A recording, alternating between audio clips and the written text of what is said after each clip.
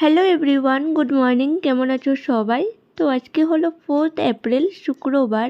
আজকের দিনটার জন্য আমি অনেক বেশি এক্সাইটেড প্লাস নার্ভাস যাই বলতে পারো। মানে আজকে রিভির ফার্স্ট ডে ছিল স্কুলের।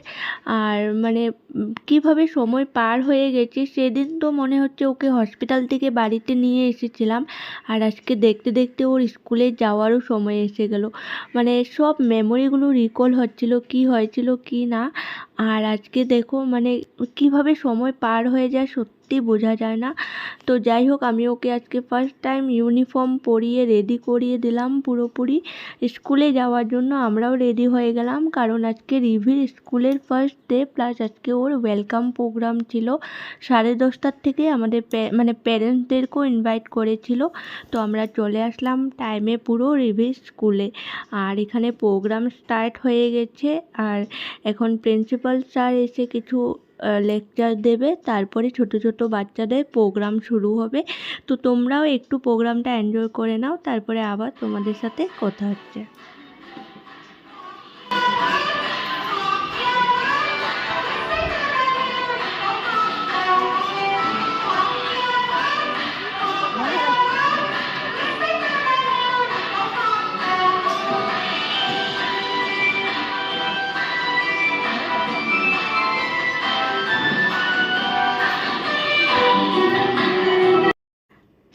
তো এই ডান্সটা দেখে রিভি অনেক বেশি এক্সাইটেড হয়ে গেছে, বারবার বলছিল মাম্মি প্লিজ চলো উপরে চলো, ডান্স করবো, রিভি ডান্স করবে, মাম্মি ডান্স করবে।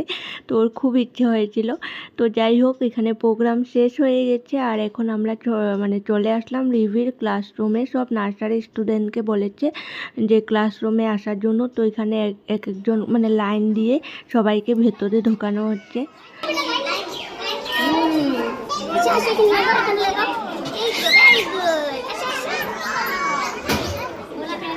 তো রিভিও সুন্দরভাবে ভেতরে চলে গিয়েছিল। অনেক বাচ্চা কান্নাকাটিও করছিল, কেউ ভেতরে যেতে চাইছিল না, আবার অনেকে গিয়ে খুব সুন্দরভাবে খেলছিল।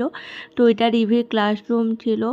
তো যাই হোক, আজকের থেকে রিভির নতুন জার্নি শুরু হয়ে গেল। তোমরা প্লিজ ওকে অনেক অনেক আশীর্বাদ করো, যাতে ওর আগামী দিনগুলো মানে জার্নিটাতে খুব ভালোভাবে কাটে, আর খুব ভালোভাবে ও নিজের লাইফে সাকসেস হয়, আর জীবনে যাতে কিছু করতে পারে।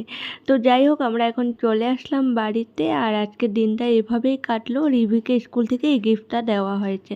তো চলো আজকে ব্লগটা এখানেই শেষ করছি। টাটা সবাই।